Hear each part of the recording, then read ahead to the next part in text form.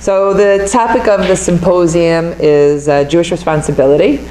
I do think that what I'm going to talk about tonight feels, my parents are here, they said, what are you saying? I'm like, you know everything I'm going to say, but it is very nice to talk about it together again, and to remind ourselves about the core of what it means to be Jewish every single day. And my central question that I would like to start with is an easy question, which we all think about, but it's the question about what is empathy. And we're going to talk a little bit about what is empathy, and then what does Judaism have to say about empathy, and how does it create a culture of empathy, and more than create it, demand it. So, what is empathy? Do you mind if I open up we're going to open up the floor right away. Anybody? This is not. Yeah.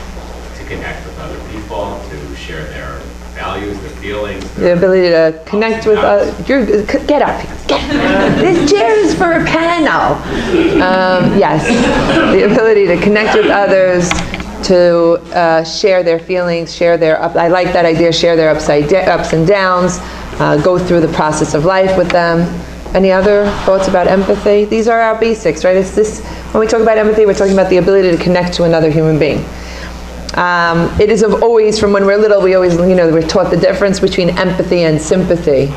And we say, sympathy is where you're feeling bad for another person, and empathy is where you really are experiencing what they're experiencing with them. You're able to go into it with them. I don't know, I think that the Torah and Judaism demand both from us. At a minimum, it demands sympathy. That even if you're not able to completely connect with another human being and know what they're feeling, you should at least extend graciousness towards other human beings, generosity towards them. But it does go a step further and demand empathy. The problem with empathy is that it's very difficult. And this is something that upsets me when people talk about being a good person and being nice and doing good deeds and being empathetic, is that I think we underestimate how hard that is. And if we try to make it sound easy, we're probably going to do it wrong.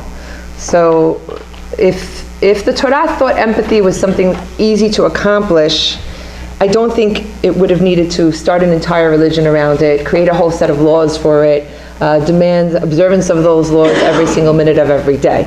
The fact that it feels that it needs to supplement the natural human existence to such a degree in order to create a more empathetic society demonstrates how difficult empathy is and how difficult it is to connect with another human being. Even though we live in a modern world and we say it all the time and we say nice things to each other, I feel so bad, I love you, let me give you a hug and I care about you. Yes, we do, we say it a lot, but true empathy is very difficult to attain. And I think that if we think about these last couple of weeks of Bereshit, of the Torah, and what it's been trying to emphasize, some of the reason why that's so difficult is revealed very quickly. The number one thing that the Torah wants to put in our minds, and as Jews that we think about a lot every single day, is that human beings were created. They were created by a single, beneficent, divine presence. They are not manifestly here on earth. They were created. They were placed here.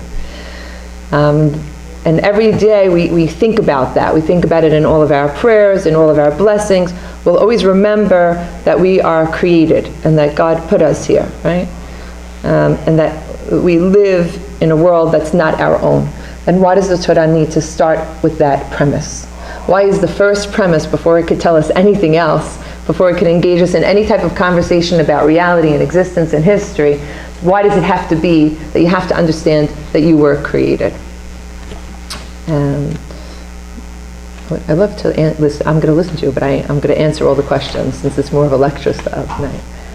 So you probably I'm sure you've all thought about this already. So first of all, it says we're created, and then it also says we're created b'tselem Elokim. And when we have a conversation about this symposium in general, everybody's going to use the word Tselem Elokim. It comes up. Why do you have to be kind to other people? And then we throw this word around. We say Tselem Elokim. Right? What does it mean? So the Torah says, here's the thing. You were created And your creation, the whole source of it is that you were created in the image of God. It's an enormous statement. Everybody is created in the image of God. Tselem Elokim, right? We all are somehow godlike in our abilities, godlike in our essence, in our presence. We emerge from something divine, right? And it's unlike anything else on earth. We have Tselem Elokim. And we usually say that's not our, clearly not usually, it's not our physical self, but some type of power that a human being has. And that power is like the power to create, the power to think, the power to use language, the power that we know, that I always say, man against lion, who wins? You're talking about Africa soon, right? Did you interact with lions? I'm just saying, in the wild, I'm never going on safari. I don't want to risk it, guys. I get a lot of mosquito bites. I feel like things find me. Safari and Esther Hidary is not. We grew up next door. They know. Uncles, aunts, cousins, right? But man versus lion, so you have to take like an armored truck, and then they're like, don't put your hand out, they'll eat you. Right? Like they'll get and then you look at your body, and my body, I do not have scales, and my talons are not in place, and while claws would be helpful, we're very frail, right? You look at your physical self as a human being, I would say we are one of the most frail creatures on the planet, but we're totally winning, right? We're beating everybody else. We are the winners. We could kill all of them. Right? And we've managed to kill many, many of them. We're like, you're all extinct. We with our frail bodies. And something about that emerges out of Tselem Elokim, some type of divine power that human beings have. And so we know it. We know that we have some type of internal divine power, and it makes us very, very strong. We're very capable. We dominate this world. So in the midst of telling us that we're very, very strong, it also keeps reminding us, but wait a minute, you are not the owners of this world. You were divinely created. And that dialogue is the beginning of the dialogue around empathy, right?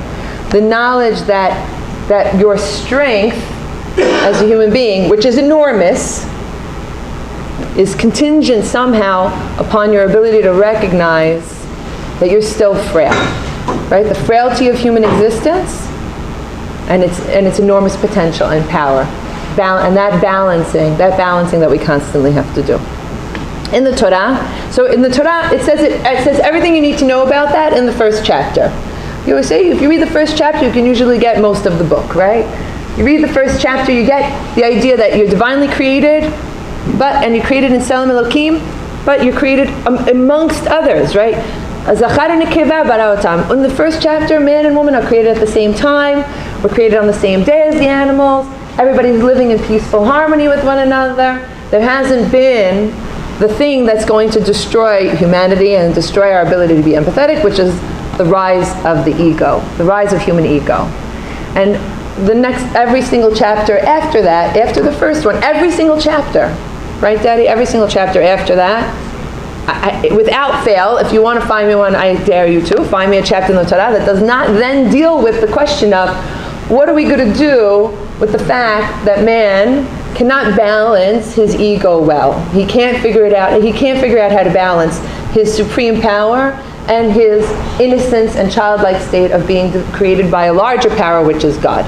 How do we get man to recognize God and that he was created? And in the moment that he recognizes that there's a larger force in the world, the humility that comes with that, and the step back from human ego that comes with that, will open his soul up to empathy, and to kindness, and to generosity to others.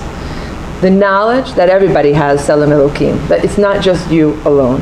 This is why we say the word Tselem Elokim. We're trying to explain to people. Somebody says, Tselem Elokim, look at me, just built this enormous building. But then I can come to him and be like, also Tselem Elokim, I just planted this garden, right? We all have power. We all have an existence. We're all created. We're all amazing. What are you going to do with your power? How are you going to exert your ego and your influence? So where do the chapters take us? They take us to Chava asserting her needs and her desires. It's going to take us to Cain and Hevel. Cain and Hevel is really the best example of human empathy gone wrong, where Cain says, I'm amazing. And it's very strange that God doesn't recognize it. Like, he's so confused. He's like, why would anybody care about Hevel? His name is nothing, right? I am the man. I am the guy. I am the most important. And in the moment where he feels that ascendant ego, what confuses him is when God favors his younger brother. He's like, how could you love or see someone as more valuable than me? And he eliminates the threat. He eliminates the threat to his persona, to his I, to his self, and he says, you're gone. Hashem comes to Cain and he says, where's your brother? And his famous answer is, Victor, where are you? What's his answer? We spoke about it on Shabbat.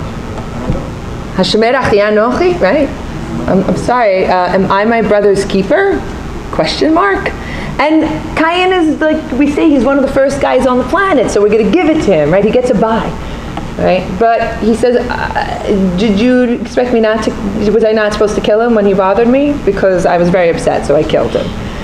And God actually has a conversation with him where he tries to explain, I know you're feeling bad about yourself, and when you feel bad about yourself, you're going to want to stomp on somebody else, but you got to be careful because that path will take you somewhere very negative. He doesn't listen, he kills his brother, and God's answer is, of course, you're your brother's keeper, and that becomes the theme of the entire Torah. You are your brother's keeper, you are responsible for your fellow human being. If you cannot understand that, bad things will happen. Not bad things are going to happen because God is going to rain thunder and lightning on you. Bad things are going to happen because you're going to destroy the fabric of your society, of your existence, of your world. Everything will go wrong when you do not see yourself as responsible for other human beings.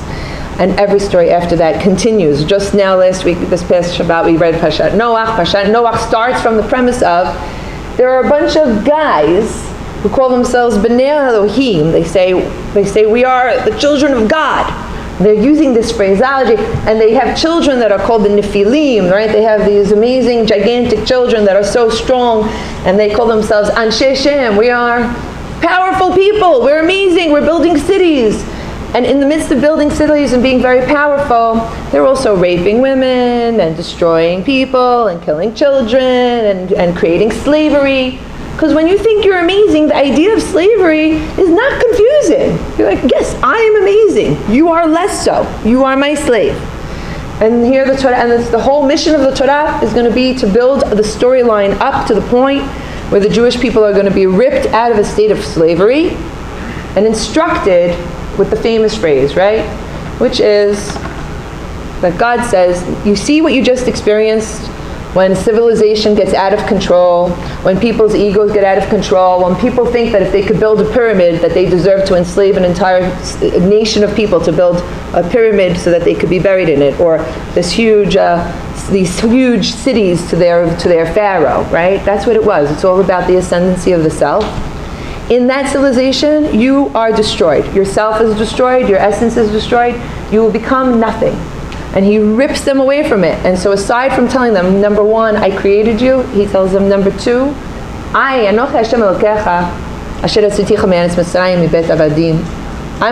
the one, I am God, the God who says there should not be houses of slavery. We should not be slaves to one another.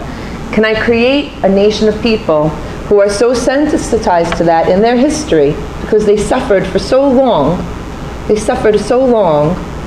can I sensitize them enough that when they go out into the world, they will treat other human beings with a level of respect and kindness and understanding that has not been seen before? And can I train them to tell their kids about this every single year for forever, so that their children, even though they didn't directly experience slavery, will understand the concept of slavery and no longer engage in it and no longer oppress other people. What's astounding, of course, is that every Pesach, I am always astounded by Pesach as a holiday, because yes, 2,000 years later we sit around the table and we really, really, really try to make our children feel and understand what it is to have experienced slavery and what it is to emerge from it. Unfortunately, Jewish history has helped, in that Jews have multiple times experienced what it is to suffer. experienced what it is to lose, experienced what it is to be the underdog. And we think about those things in terms of trials and tribulations, but in fact, as with anybody who's experienced trials and tribulations, it often becomes the secret source of your power. It is the way that you're able to experience reality on a plane that other human beings cannot. Human beings who have not suffered, who have not stepped inside the shoes of people who have felt weak or vulnerable, have a very difficult time with empathy. They don't know how to have empathetic moments because they do not believe in their own mortality or vulnerability. Right? And we know this from any experience that we might have had, that the moments when we felt the most vulnerable and the most oppressed and the most dejected, a few years later become the source of a depth of knowledge that we have, a depth of sensitivity that we have, and a depth of understanding that we have. And we don't like to make a connection between those two things because we don't want our children to suffer, we don't want to experience suffering, we don't want suffering in the world. But we understand that it's part of the human condition, and we want to train ourselves constantly to be thinking about the fact that whatever ascendancy our personal narrative might be in at that moment, that other human beings might be experiencing something radically different, right? If I'm wealthy right now, and you always have to say for now, because anybody who's smart knows that life is always a for now thing, right? Although I might be wealthy for now, another human being is not wealthy right now. What is my responsibility in the face of his trials and tribulations? What would I have wanted extended to me in my moments of pain and suffering? What can I then extend to other people in their moments of pain and suffering?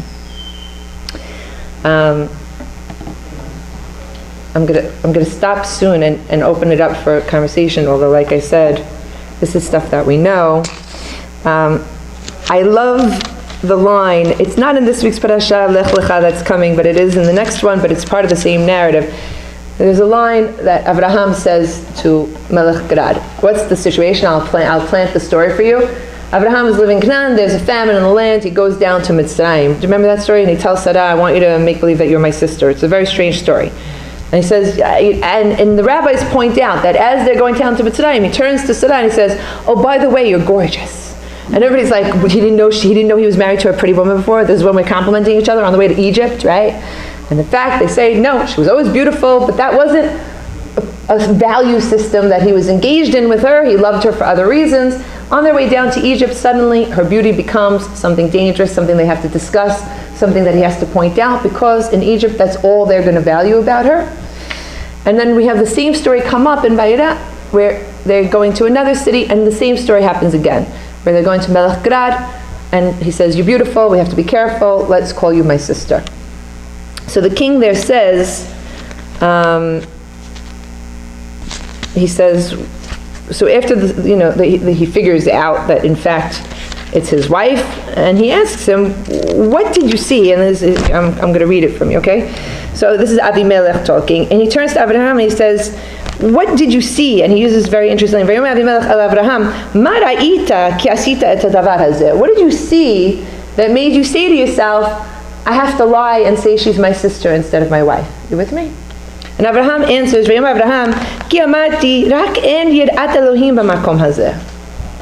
he says, the reason I lied is because I said to myself, there's no fear of God in this place. So I taught this to my seniors in Flatbush High School, Best High School, everybody come. I taught this to my seniors in Flatbush High School the other day. I said, what does that mean? What's the connection between fearing God, that he says, you don't fear God here. And then he has to turn to his wife and say, pretend you're my sister.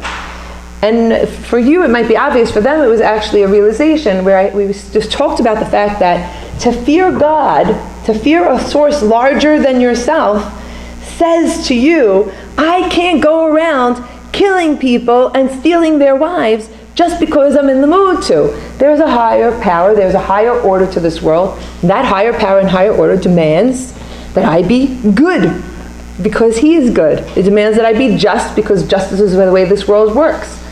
It means that there will be consequences to my actions even if I'm the king because he's talking to the king, right? He says, you literally believe that you're a king. Like, there are people still till today who say, I am the king. It's a strange thing to go around saying, what are you? What does that mean you're the king? The king of what? You're not the king of anything, right? There's only one king. And that king, the only thing he ever says is, it's not about me, it's about you guys. What are the choices you're going to make? How are you going to work? How are you going to live? What are you going to do, right? So Abraham says, you don't believe in anything. And if you don't believe in anything, how are you going to see? If you don't believe there's something bigger than you, how could you believe there's something other than you? See that? If you don't think there's something larger than you, how are you going to see another human being? You can't see otherness. You can't see outside of yourself. You can't imagine a reality that exists outside of your own psyche. Your mind and your imagination, your brain is creating the entire reality that you live in. If you can't break out of only your own internal reality and say, I think something bigger is going on here. I think maybe I live in something larger than myself. That's the first step to saying, I wonder if all the puppets that I see every day walking around me are real. Right? Maybe they also have feelings and ideas. That's crazy. I just thought they were actors in my life, in my television scene. Right? So if you think that people are it's that populate the rest of your world, then you could be very mean to them. If you think that they're actually creations of a divine being like you, and that whatever power you have is the same power they have, your relationship with them changes. Now the last point I want to make is this. I want to come back to what I started with. This is not easy. It sounds easy in theory when we talk about it. It almost sounds fluffy. It is the hardest thing in the world for me, personally, and I think I'm like not a horrible person. I'm not like a good person, but I'm not awful. But I find it to be the hardest thing in the world to really keep remembering, oh, other people have feelings. Oh, I said something mean. Oh, I forgot about their birthday. That happens frequently. Oh, I didn't realize that they needed me. Oh, I didn't realize that they were suffering. Or I realized they were suffering, but I didn't really want to look at it because it troubled my ability to concentrate on my own life, right? So this is the heart of Judaism. And Judaism keeps demanding, look outside of yourself, be kind to your neighbor, be kind to your fellow man, do justice, be righteous, be good. Think about the widow and the orphan. Think about the people that are suffering around you, even though you're not in that state. And remember that you may any moment be in that state, because we live in a life filled with vicissitudes, and while we're very powerful, we are not gods. And as frail human beings, we need to take care of one another. And that exposes us to a wide range of questions. Who do we take care of? Everybody we possibly can. Right? Because we want everybody who possibly can to take care of us as well. So that's my talk to you tonight about empathy and Judaism, but I do want to open it up for 5 minutes to discussion and question, unless I've made you speechless. Yeah? Does empathy in Judaism require that we experience suffering in order to properly engage or feel it? So very interesting, this week's parasha, right, Lech Lecha, you're going to read Brit Ben HaBetarim. And Brit Ben HaBetarim is going to make a very radical statement about the nature, the arc of Jewish history, which is, he keeps telling Abraham, everything's going to be amazing, you're going to have 1 million kids. 1 million, dust of the earth, stars of the sky. Problem, let me just problem, in 400 years. Right? That's what God tells him in this week's parasha. He says everything's going to be amazing in about 400 years or so. You in? Right? He says, you in? And then Abraham is in a tardema during that. He has to be so asleep because he can't process that thought. So there is the concept in Judaism that, oh, I'm sorry, did you think everything was going to happen immediately? No. And yes, perhaps an aspect of your ability to get where I need you to go is experiencing the gamut of, is having the ability to experience the gamut of the range of human existence and human experience. To its extreme, if Jews can cure the suffering of the world by using everything at our disposal to help, yes. So now we've eliminated the possibility of empathy, or is there some greater way of experiencing it, or more? I don't know that the Torah, so Moshe dies before he gets into Israel at the end of the 5 books. I say that only because I think the Torah sees reality as something that's going to constantly be in flux and constantly need you to pick yourself back up and find your way further on that journey. I don't think we have to always be in a state of suffering. I do think we have to keep our national history and story as if it happened to us. So this is why I always teach people to become readers, because reading is a very easy way to experience things without having to go through them, right? Yeah. One other question. Is it possible, do these concepts apply on a communal level? Can a community have what's called empathy or ego?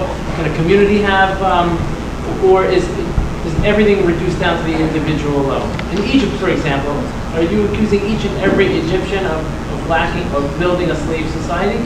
I think that's a fabulous question. I do think that in the Torah it speaks to cultures and civilizations more than to the individual, which speaks to your question about suffering as well. Cultures and civilizations and their point of view about reality and existence in the world, but always the Torah speaks on the micro and macro level. Unfortunately, this speech was not about how suffering is good at all. It was about how the Torah pushes us towards empathy no matter what. The reason I'm emphasizing that is because although, yes, one way that you create empathy is by you had the experience yourself, but as we know, suffering could have the reverse effect. Suffering often creates fear and anxiety and a removal of the self from harm. So many people who have experienced something, all they want to say is, I never want that to happen again, so let me build this wall about myself. I don't want to interact with others. I don't want to know what's happening. Let me just protect my family, which is a question that you've been dealing with. Others? Those are two amazing questions. Don't let Jeffrey win. Ethical atheists, you have a challenge to what you said regarding... So I always say the term ethical atheist for me is a conundrum. I think if you're ethical, then I believe that you believe in something larger than yourself, and that you're already within a relationship with the divine. You might not be comfortable with that word. Maybe you think I'm talking about a guy sitting on a chair, and that's difficult for you. But I do think that if you are experiencing the ethical and the moral, you are within an experience of something larger than the self, which inherently involves a belief that that which is bigger than you exists in the world, whatever word you choose to use to describe that.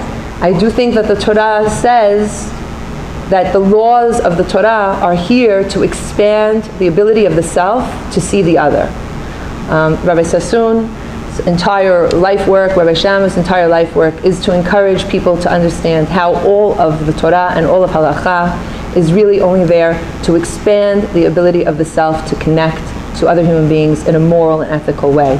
So that's always a dilemma. I think it has a lot to do with the way we think about God and reality. Well, they could look at the Torah as a phenomenal book, a guide to life, and guide to things that should be done without actually believing that God is looking over their shoulder.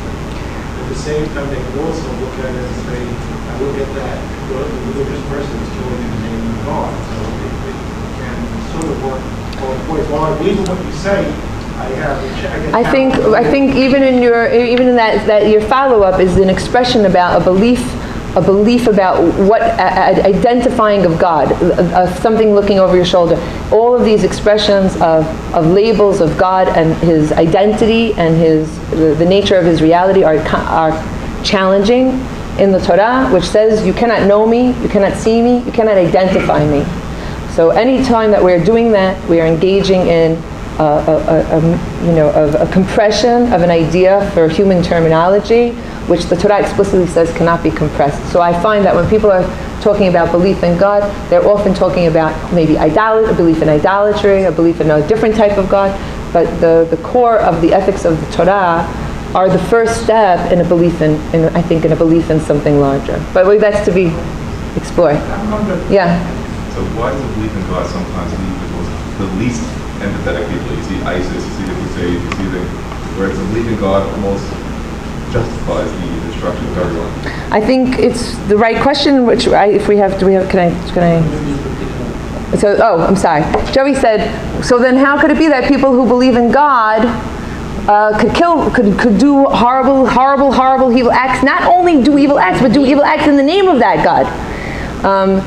And as anyone knows, and as the Torah knows better than anybody else, there are a lot of people going around using the word God. during the writing of the Torah. There's people saying God's name left and right. When Abraham is talking to Melech Gad keeps saying, we believe in Elohim here.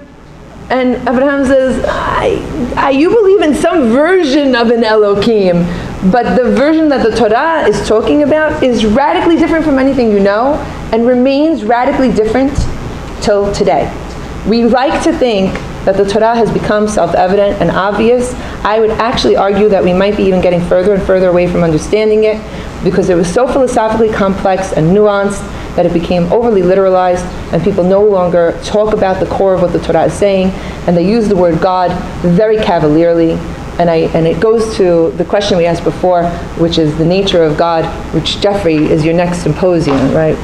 What is God? We'll answer it. We'll deal with it. But you understand. Yeah.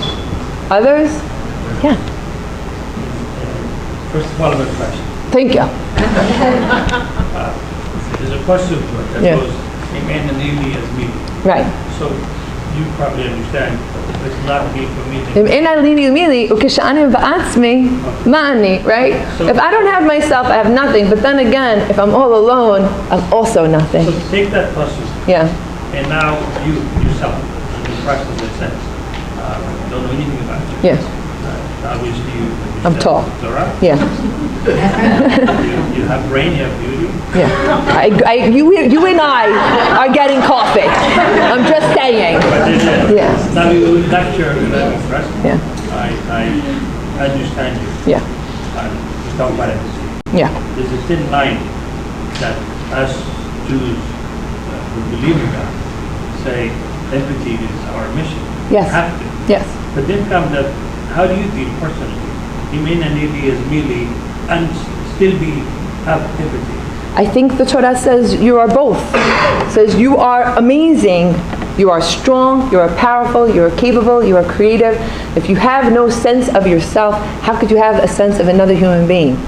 If you do not know who you are and what your identity is, then what are you sharing with other people? Then how do you personally? So I'm saying you have to share only from the depths of your own identity. Yeah. Okay. I'm going to take it to the next level. How do you personally deal with all of that, suppressing your ego? So to suppress it's interesting, you're laughing, but I want to tell you something. In my notes before I wrote this class, I wrote the word suppressing the ego. And then I said, I don't like that word, suppressing the ego, because it's not about suppressing the ego. It's about allowing the self, the ego self, to exist in an open experience with another human being. You're a woman. You don't understand how men think. Men believe that if I'm not strong and I don't have an ego, then you wipe the floor with them. Right. But once you have an ego, then there's an issue. I have an ego. And I'm very intense sometimes with people who disagree with me. That said, that's human. That's the human.